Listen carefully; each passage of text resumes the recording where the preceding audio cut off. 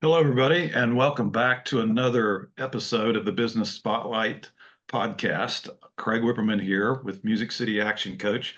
I'm joined today by an entrepreneur who has a fascinating story to share with us, Adam Tanaka. Adam has owned and been actually like a lot of folks who end up in Nashville, started out in a band and got a lot of exposure there, and will share with you what he sees a lot of similarities in being in a band and starting a business and owning and running a business. He'll touch on some of that, but he'll also talk about some of his passions and the business that he started and sold and where he's at right now. So we're really excited to have Adam here with us.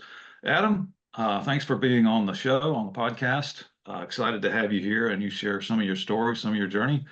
Tell us a little bit about where you're from, where you grew up, how did you get into the band?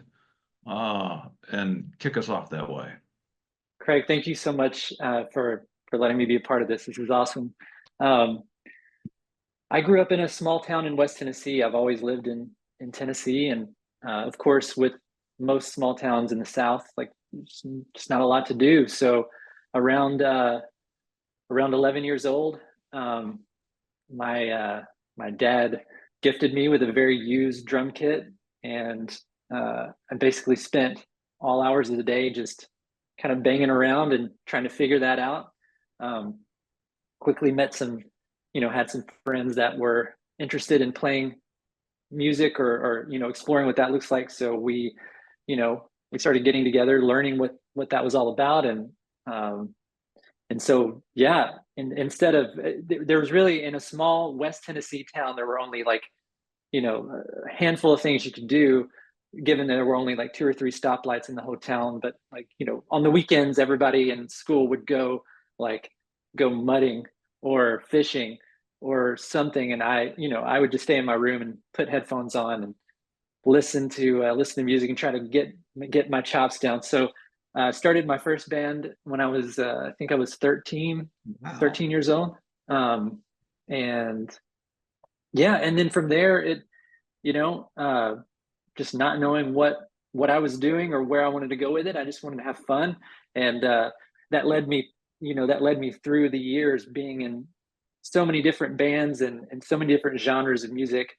Uh, I remember getting my first check for playing for playing a gig when I was 15, I believe, and so that was one of those like, oh my gosh, this you can do this and like get paid for it, and so I was, I guess, touring around that age too as a teenager. Like during the summer, we would go up to Missouri and Oh, around wow. the region and stuff like that, Alabama. Um, but yeah, so of course, as with I think most, like you said, with most musicians, that eventually led me to Nashville. That transition from small town West Tennessee to Nashville was probably the roughest part of it, because Hmm. I was in I was in college, uh, had one more year left, but my band that I was in had an opportunity to tour. So I remember telling my parents, "Hey, I'm going to drop out of college and go on tour." And of course, you got one more year left. Come on, but I did it, and honestly, I wouldn't go back at all. It was a great experience. Um, I, my transition from moving there to Nashville, I was living out of my car in a Walmart parking lot in Clarksville, Tennessee, um, for a couple of weeks, trying to figure out what the hell I was doing. Um, Finally connected with some friends in Clarksville and stayed in a basement, and then finally moved to Nashville, hoping, maybe I can get some gigs, maybe whatever. And so my not too long after I moved to Nashville, a few weeks later, I needed a job. Actually I was worse than broke. I was overdrawn, so I had to actually raise money to be broke. And so Wow. like going driving around on the fumes and that I had left, walking around uh, trying to just get a job. And so my first job ended up being a at a merch company where they did screen printing and everything in house. And asked them if they were hiring and got a job. The bottom of the barrel job, scrubbing floors, scrubbing ink buckets, sweeping, cleaning, all the stuff, shop janitor type thing. Mm-hmm. And so at that time I thought this was the best job in the world. Like you could not beat this. Like I'm in this cool environment. People around me we're producing apparel for bands, and so I was on cloud nine, but So eventually got really in. sorry to interrupt you. How old were you? No, And I think where was the print shop? so. The print shop was here in Nashville. It was located. It was located on Elm Hill Pike, Oh, wow. really close to the airport, Mm-hmm. in a business district over there, and I believe I had just turned 21, or I was like late 20s or late 20, early 21. And, and yeah, and got a job. And then I became interested in the process. What's going on here? Like, and, I had band shirts when I was a teenager and just tried to figure out like, how do you get these prints on this shirt, or like, what are these mugs? And they were doing it there. And so, I was picking everybody's brain, just learning, and eventually moved from that to being a screen printer, then to being, in the fulfillment operations, pick, pack, and ship, talk to salespeople, would pick the owners' brains because the owners were in house. Um, but yeah, eventually, long story short, ended up leaving there to be in more bands and play more music. But and so I started kind of dabbling in the process of screen printing in between, 2000, I guess 2006 and 2008, and then started my first company in 2008, screen printing company. I started um, with printing. I was printing on the floor, holding the screen down with my feet, and curing shirts in an oven on a baking sheet. And again, just trying to pull from what I remember from my previous job. And so realizing, at that time, since I was no longer at the merch company, realizing like I need better equipment. I need to upgrade if I want to do this successfully. So, and also I need customers. I was sitting here trying to learn the process, but I wanted to do this. I wanted to make this happen. So I, I I was cold calling, called my first customer. It was a brewery here in Nashville, one of the longer standing breweries. Mm-hmm. And I made myself sound like just a huge company on the phone. I was like, "Hey, we can take care of you," and they actually said yes. And I was like, "Oh no!" I was actually terrified. I was like, "What do I do?" So they were like, "Well, hey, what's your company name so we know who to make the check out to when you drop the shirts off?" I didn't even have a company name, so I was like scanning my record collection, and there was one of my favorite bands records. One of their songs is called "Life and Limb," and so I said, "It's Life and Limb Printing Company," and so I had to figure out, they needed the shirts within a week. So I had to figure out in a week how to print 200 shirts front and back, where I was going to source the inks. And also they were going to write a check to my company name. So I had to figure out like, how do I register my business through the state? Um, just so many things. I think now thinking about it, I get super overwhelmed, but back then I just did it. It just was happening. Um, and so all of that scrambling around, I delivered on time, and they were very happy, and they, kept pumping out orders, and you know, I'm still working with them in some capacity to this day. Like they're great. And so yeah, so my schedule for the first, um, I guess 2 years of the business, because I had to upgrade equipment and I needed money, and I never borrowed money, I never brought on partners, was I needed to get another job to kind of supplement. And so Mm-hmm. I became an art store. I was a manager at an art store, um, by day, and then by night I was printing. Um, I was screen printing, and so that allowed me to upgrade from printing on the floor to getting another rental that has a garage in the backyard. So I upgraded to a garage, and then from there, grew even more and moved into a 4,000 square foot space, which led to an 8,000 square foot space, all the machines, lots of employees. And yeah, in late 2019, I ended up talking to someone here right outside of town, and they ended up buying the production arm of my company.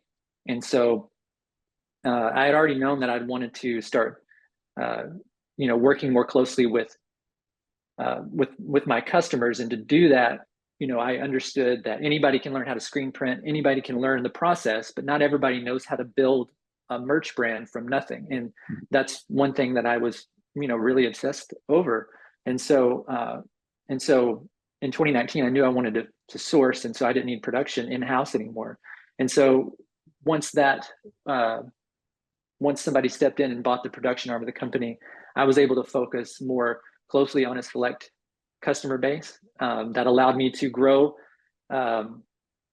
to grow in so many ways. And also, it also gave me not gave me my time back, because you can't create time, but I was able to have more time to focus on other ventures that I had in my head throughout those years. And so I was able to launch new things and try other things without feeling so buried in the day to day. And so, yeah, and now I'm here in 2024 and doing have a few companies, and getting ready to write a book, and all these things I never would have dreamed of, never would have imagined.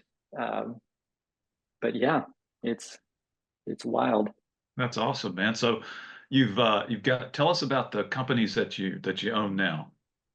Yeah, so Life and Limb Printing is still my company without the production arm. Really, what that looks like now is I'm a brand partner and merch consultant there.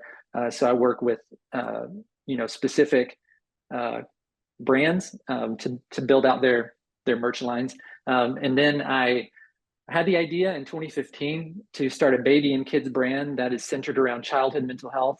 I didn't know what that would look like at the time. I just knew, I wanted to do something, because this was a very personal thing for me, given my past in growing up there. And so from 2015 to 2021, this was like constantly ruminating in my head. What do I do? How do I get So after a series of false launches, in 2021 of October, I made my first public appearance at an event hosted by the American Foundation of Suicide Prevention Tennessee chapter.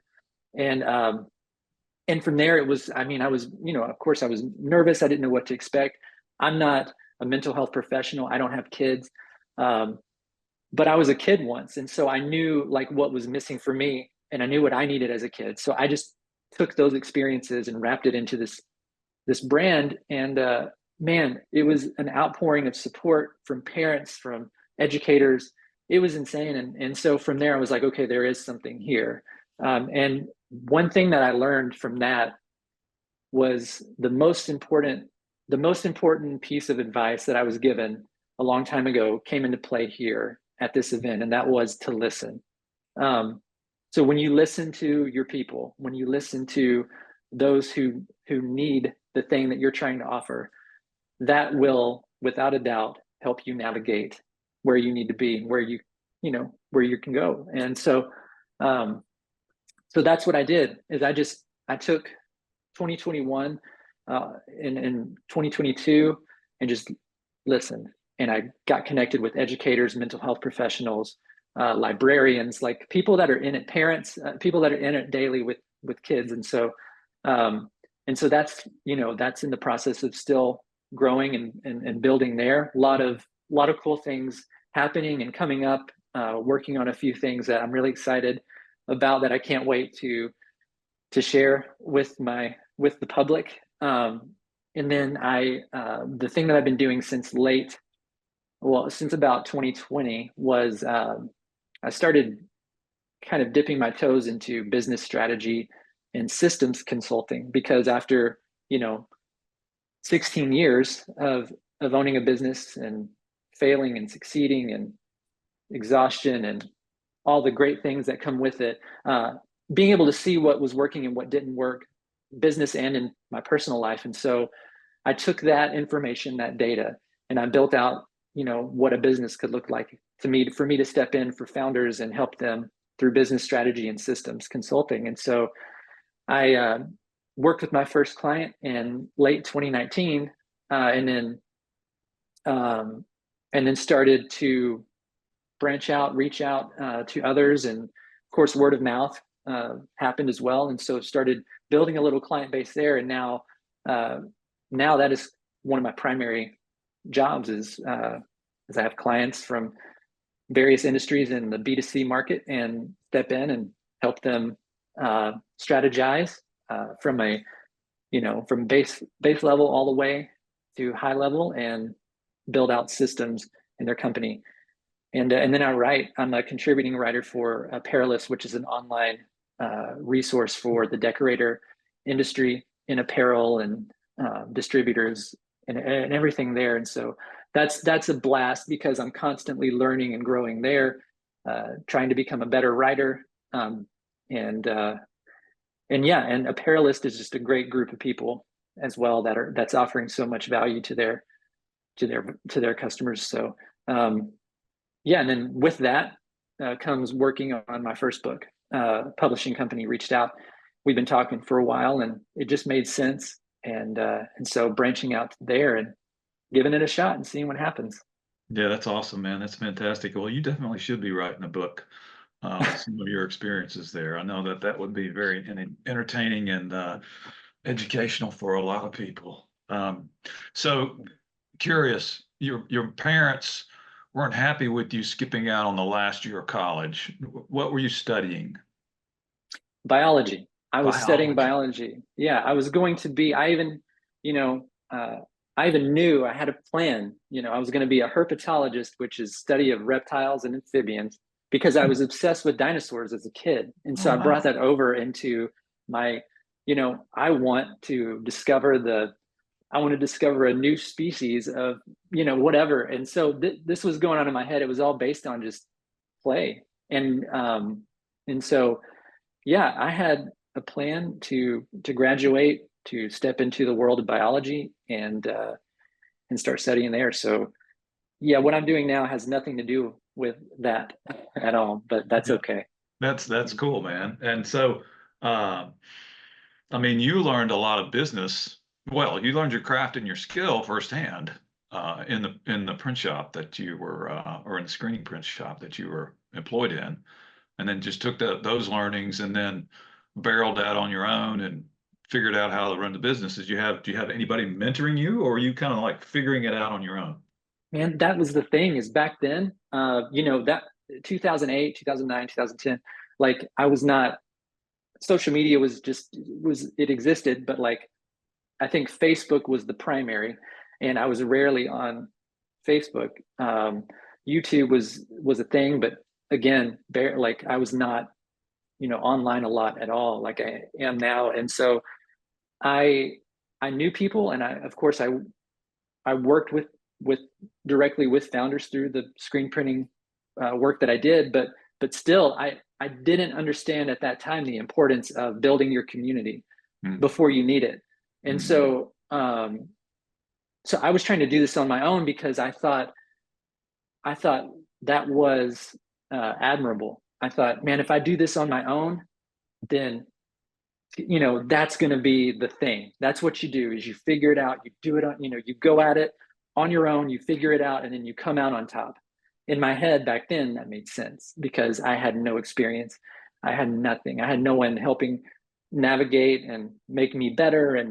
And so that's what I was doing. I was jumping on, I think at that time there were just message boards. I had a list of message boards online that I would go into and just kind of pull from. I did have, my old boss at the screen printing merch company. Every once in a while, I would reach out to him and just be like, "Hey, this happened. What would you do?" And so he was a huge help. His name was Mark. He was my boss when I was scrubbing floors and cleaning screens. And so he was such a huge help during that time. Of course, he was so busy and stuff too with his company. So really back then there was little to no support, but my fault. Like I did not act. I was not proactive. And it was truly when this man stepped in my life as a customer first. His name was Sam Davidson, who is now the CEO at the Entrepreneur Center. He, I always wanted to work with his company, Cool People Care, back in the day, and he gave me a chance, and he had such valuable insights. Every time I saw him, I felt like I was just like leveling up, little bit by bit, and he had this huge impact on me. And so I was keeping up with him through online and like the work he was doing, whether he knew it or not, and learning. And so from there, he talked all the time about community, and that's where I got, build your community before you need it. He said that, um, and so we slowly became, he became more of a mentor at that point, and now he's one of my dear friends. I love him to death. He's introduced me to so many amazing people, and so truly, it was when he stepped in, which was around, I would say, I think 2014, when I was in my garage. 2013, 2014 is when I met him, and immediately when he gave me a chance, I was like, who am I that someone like that would, and truly, he opened my mind to this whole like, growth mindset and versus fixed, and just all of these things, and company culture and leadership, and you name it. And so, profound impact for sure. I owe that to Sam. And so, yeah, from there, I started understanding the importance of people, your people in your life, to make you better, to celebrate with you. And so I just started pulling in people that made sense, that fit, what I needed. And I learned from that how it's okay to ask for help. Back then, it was not for me. That was a sign of weakness. I'm not asking for help. I can do this. Leave me alone. That is so far from the truth, Yeah. Yeah. So I know Sam. Sam is a awesome Oh, guy. yes. I Yeah. don't know him well, but I have a what do you call it? Room office share, space down there at the Entrepreneur Center, and Oh, cool. I've met Sam a handful of times. He is a great guy, man. He hosts a lot of the programs down there, and just a great source and great inspiration for everybody who comes down there. But how did you meet Sam? Did you was it by chance that you met Sam, or did you like intentionally, were you at a point in your journey that you needed help and you kind of realized, okay, I do need help? Or how did that interaction with Sam come about? So very, very similar to when I cold called that brewing company. I in 2013, I believe it was, I jumped on Facebook and I just cold email or cold message Cool People Care. And I said, hey, I've been following along with you guys for a while. You're doing really cool stuff. You're putting out a lot of shirts. I print shirts. I would love to work with you. Cool. Let me know. He replies back really quickly. He's like, I'd love to come by and see your shop. Well, my shop was in this 600 square foot garage it was just a brick garage, two garage doors, super hot in the summer. My equipment was a joke, and so when he wanted to come by and see it, I got, sweaty, nervous. I was like, oh my gosh, he's not going to want to work with me. He came by and he looked at everything, and we talked, and he goes, you know what, let's do this. And I still to this day really don't know uh, why, but he was just like, let's do this, because he was using somebody that had just a full shop, great equipment. And so we started working together not long after, like literally a week after that. And I remember, I messed up a few prints for him, some crooked, and back then, still learning the craft, still diving in. And he's like, you know what, the first few times it was like, these prints aren't great, but your customer service is impeccable, and I want to keep working with you. And so I was like, what does that mean? And so I'm just being myself. Like, I don't know. And so again, him saying that, it really, two things happened. Was one, it's like, all right, I really have to like make a mad dash towards, quality. I got to really focus on quality. And then two, it's like, my customer service is okay. So what have I been doing? What's working? And then how can I become better? And becoming better meant reaching out to people like Sam and leaning on them as mentors and saying, like, here's where I'm at. How do I get to phase two or whatever? And so that's how we ended up working together, was a cold Facebook message. No, that's And he said, awesome, yeah, man. yeah, What a story, Sam is pretty he's pretty well connected, obviously, and he's doing a great job. He's only been doing the CEO role there at Entrepreneur Center for maybe a year. I don't even know if it's Y- been a year yet, but I think you're right, like a year or something. yeah, Yeah. yeah, that's awesome, man. That's fantastic. So tell me, I'm going to go back again. Oh, I'm going to hit on two things. Sleeping out of your car in a Walmart parking lot. That had to be in the very early days, right? Yeah, I haven't told too many people about this one. Yeah, Um, rightfully so. But yeah, it didn't last long. Like I wasn't there for a long time. It was just like, week or two, yeah. which was long, obviously too long enough. But yeah, I had an old uh, Jeep Cherokee, so I had room in the back. And so yeah, just living out of, uh, eating ravioli out of cans, uh, and stuff like that. That was it. I mean, and then I knew people. So this was a Walmart parking lot in Clarksville, Tennessee, and I knew people in Clarksville at that time. I just didn't want to impose. I didn't want to, Yeah, I didn't want to ask for help. yeah, And yeah, so eventually it took somebody there, saying, "Hey, we don't, our basement, we don't go down there all the time. Like it's big. Like just, get your sleeping bag and get in here, and thankful for that too, so much. And so I did that. But yeah, it was rough. I mean, I just thought, at that time I grew up, um, we weren't well off. We didn't have money growing up at all. I was, and my mom, she navigated her mental health issues, like depression, anxiety, mhm, and so and it was really bad. And so I just thought that all of that stuff was the norm. Is mhm, that anxious state, that anxious way of mhm, living, mhm, and survival mode. I just thought that was kind of the norm. mhm. And so living out of my car or staying on someone's floor in a basement, I was just like, I'm just doing what I got to do. Like in my Yeah, head, I'm just doing what I got to do. And and I don't know what tomorrow is going to hold. Like, it's just kind of looking back, it almost was more freeing then in my headspace than it is now. But truly, luckily I was young. I was like 19, 20 years old opposed to 41. Um, mhm. but yeah, it taught me a ton. I mean, so Yeah. much. Dude, that's why I asked you a question. I'm sure that was a heck of a learning experience for you, Yeah.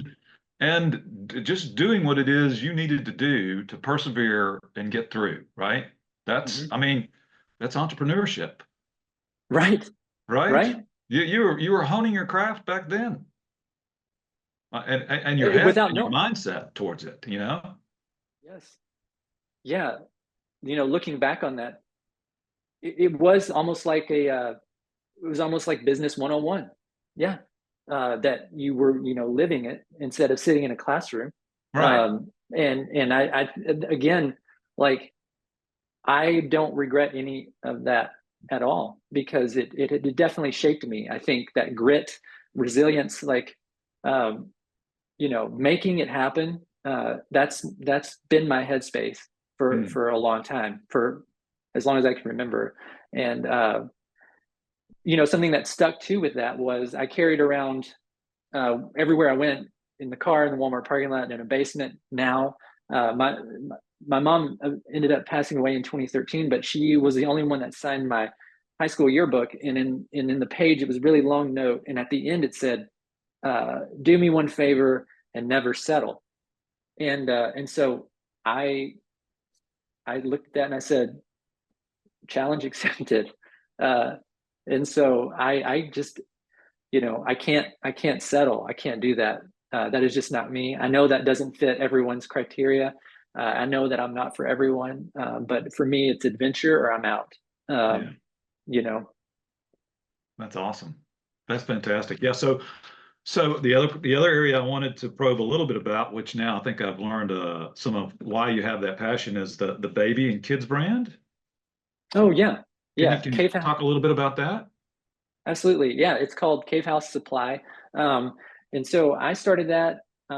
the idea was rolling around in 2015, but it did stem back. It was very deep rooted into my childhood and escaping. My mom, she she struggled pretty hardcore with addiction, um, pharmaceuticals, over the counter, and they got the best of her. She was gone a lot, and when she wasn't gone, I lost kind of, not to get too deep into it, but I don't really know another way. But like when she was home, I lost track of how many times she attempted suicide in the house, and um, for anywhere, yeah. And so it was that constant, you know, like pain, like as a little kid, growing up there, of I'm just going to go outside. And we had in the side of our house, we lived in town, so there were other houses around us pretty close, but there was a line of bushes and some trees beside the house. And I remember I would just dive into those bushes with a backpack and literally just pretend that I was far away, camping, outdoors in nature. And um, at that time I was so young. I was like, in nature with deer and dinosaurs and, astronauts and just all these random things. And so that was my escape. And, I built a tree house in the backyard, which most kids, I think, love to do. And so built that tree house and, again, just dug deep into my brain of like, this is my escape. This is my, my ship that I'm going to sell very far away. And, and so I took that and was like, man, I needed a safe space. There was no support and there was no attention. And those two things led me to want to, like, I wanted to do something. I felt like just screen printing shirts, it just wasn't good enough. Like that just wasn't, that there's more to why I'm here, what I'm doing, than just printing shirts, even though it was fun and I get to meet a lot of people. And so that's why I think it took me so long to tell a lot of people about Cavehouse Supply and to get out there and into the public, because I tried to launch it, in 2015, failure, 2016, no good, and it just remained. Yeah, it was just like that for a while because I didn't understand what I wanted it to be. No matter how deep and personal it can be as to why you start a business, it truly, you have to still lean on the business basics of the foundation of it, the strategy, the systems, how you're going to get it out there. And that's the one thing I was missing, even though I've already built a company outside of that. Yeah, so Cavehouse Supply, I started out creating products with purpose is what I called, and so every design that was created came directly from what the things kids have said. And even the company name, one of my best friends, his son at the time was about 3 years old. They would come and visit me while I was printing in my garage. And his son walked up to me one time while I was printing. And he was like, Mr. Adam, why do you print in a cave house? And I said, that's the name of the company, 100%. And then from there, I made a commitment that every design and every product idea is going to be inspired by what kids have said. And so, I have a tent, and I call it, and with a space theme on it, and I call it the Safe Space Tent. I have a hat with the logo on it. It's a camper hat, and that's promoting to get outside, get in nature, because that was my escape. And so all of these products, I think, are connected to my past for sure as a kid, and where I found my safety net. But I go into underserved communities, and I offer and I host day camps for kids and their families. I'll do some workshops and some events. And so far I've done day camp. I did a day camp last year in July. It was incredible. It went over amazing. We did the activities that we did were we did music therapy. So I would partner with other organizations. They would come in and host, a music therapy session, a creativity station, mindfulness and movement. And then the Nashville Public Library came in and did story time. And so I have another event coming up in October where I'm partnering with Edge Hill Library in that community here in Nashville. And we're going to do a 1-hour workshop centered around creativity and imagination. I'm really excited about that because it also, like, I feel like for me, doing that stuff with these kids, I become that kid. And, and it just, you kind of just let everything that's going on in your brain with all the other businesses and life, it just kind of fades.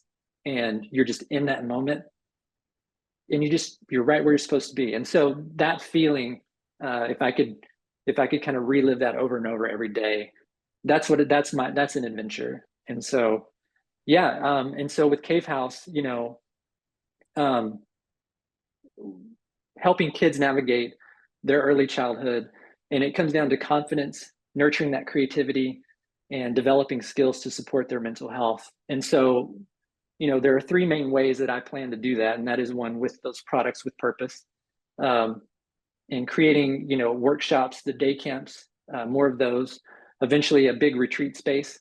And then right now I'm working with a buddy, and we're looking at what it could look like with developing an app for kids that are neurodivergent. I think where we're going, kids are going to be in front of a screen anyway, although, less screen time is the best time. But when they are on the screen, being able for Cave House to become that household name and that safe space, no matter where you go, is the idea. And it all comes down to, building that community and supporting families, and empowering those kids. Support and attention. That's the two things that it's always come down to. Stuff that I didn't have as a little kid. I want to be able to help facilitate through partnerships and community now. And I see that as never walking away from that. I see that as being my thing until I'm no longer here. And so for sure, yeah. That is so awesome, man. That is just fantastic. So Cave House is a combination of products that you provide that encourage kids to get outside, right? Get And outside. the programs that you're talking about that you've been putting on, right? And the one that you got coming up, I think you said in October in Yeah. Edgehill, right? Yeah. With that is so cool, man. Because kids' mental health these days, I mean, hey, the combination of the technology and what it's doing to everybody, not just kids, but especially kids in their early development. That plus, what kids lived through in the pandemic just kind of made it worse. And I don't know. I hate to be a chicken little, but there's certainly No. a crisis that hopefully is not as big as what it could be. But attention to kids' mental health and getting them outside and getting them away from their phones, so they can be creative. And I don't know.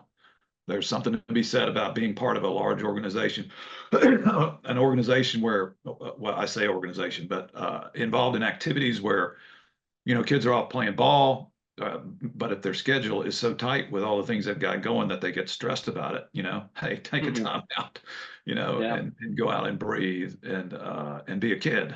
Just be a Yes. kid and run and play and have fun and be creative and do fun things. So if somebody wanted to learn about Cave House and what you've got going on, is there a specific website for Cave House? Yeah. You can go to cavehouseupply.com. Um, Hmm. you'll see an email address on there, and even the contact form. But right now in this phase, like, I am, please, feel free to reach out directly to that email address. It goes to me. I love chatting about, this more in detail with families and educators and mental health professionals. Absolutely. And so, yeah, you can see everything that we have going on there. There's some updates that need to happen on the website, but ultimately that's it. It has everything you need to know. Yeah. That's cool, man. And so, how long has Cave House been in existence then? So the idea 2015, I think since about 2015, really, because I lots of failed launches, but 2021 is when I say that it officially launched in real time. So I would say 2021, realistically. Yeah. Okay. So just a few years. And what's your ultimate vision? I heard you say you wanted it to be around after you leave, but what's your ultimate vision for it? Do you Well, see, I was going to say, do you see replicating it in other cities? Um, do you have you want to take it worldwide and globally? Do you have like a big audacious vision? I do. It's inevitable. Like, as founders, we have this like huge dream, whatever we build. But no, absolutely. There's two things that I want to do in terms of that, and one of those is creating a retreat space for Mhm. families and their kids, and offering programs, whether it's weekend programs or week long programs, where the families, can show up with their kiddos and they can break off and do families do adult things, cold plunges, just stuff to get centered and get into your head, and then education around childhood mental health, and then the kids can break off and do their things as well, and then come together and do some workshops and stuff together. I would love to. What I see is, setting up those retreat spaces, yes, in various random cities across the U.S. for sure, and having, that would require some acreage, and so right outside of towns, I guess. Yeah. And then another thing is the biggest thing here is that I can do workshops in kids camps, sell products all day, all the things, but really what it comes down to is, these kids still have to go home, and that's where the work starts. And so it's like, what can I do to be there as often as I can be without physically being there? And you know, that's why it kind of clicked to me of like, okay, everybody's creating an app, but I think that I can do something a little bit different here to where, you know, this can be a little bit more meaningful, a little bit more guided, and really supporting and empowering over just, here, take the iPad and, distract yourself while I can get work done or do dishes or whatever. And so that's Mm. when I started like coming up with this idea.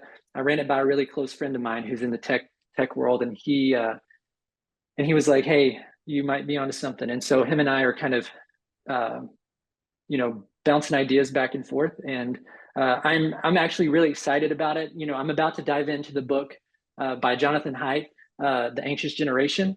Um, and so if you haven't checked that out yet, uh, I haven't started diving into it yet either, but I'm about to. And so I think this is going to be pretty revealing for me, hopefully, and in the work that I want to do with this app. But you know, those are the two big ways that I see Cave House just continuing on uh, long after I'm gone, and even in old age, however long I have, like being able to still be involved heavily in some capacity, for sure. And so um, yeah, just being there and building that supportive community for families and their kids. And because I think if you can build that confidence and empower kids when they're young, they'll grow up and they'll do the same for others, for other younger kids. And it will keep. And instead of it being like a one step forward, two steps back in childhood mental health, playing a small part to just allowing that to just continue forward movement without those steps backwards. And so I'm trying to think constantly every day of like, what can be done, what can I do, who can I connect with, uh, so that it's just that little step forward. Yeah, So yeah. that's fantastic. I have a friend whose whose son committed suicide, and it's a terrible thing, because it's an absolute shocker, and sends shockwaves through, the whole community of people who know them. But I don't know. It's really commendable what you're doing, man. It's Mm. fantastic, and very much needed, and probably in every community throughout the world. To be quite honest with you. Mm. So you taking the lead and doing something like that and having a big vision with it is really fantastic. But Well, I appreciate that. Again, it's one of those where back in the day, I didn't realize how important community was, and now with especially with this kind of stuff. It's the people that are there to jump in and be like, how can I support? How can I support you? What can I do? Put me to work. I can connect you with somebody. All of those things. It's that is what truly, like, as a founder, but as a human, every day wake up. Okay, I got this. I can do this. And so that it truly always comes back to just community. Yeah, no question. No question about it. I couldn't agree with you more. Adam, it's been great, man. I don't know how long we've been chatting, but we covered some pretty good stuff, and you're involved in a lot of good stuff. You've got an awesome journey, an awesome experience. I can tell your passion for what you do, what you want to do with Cave House.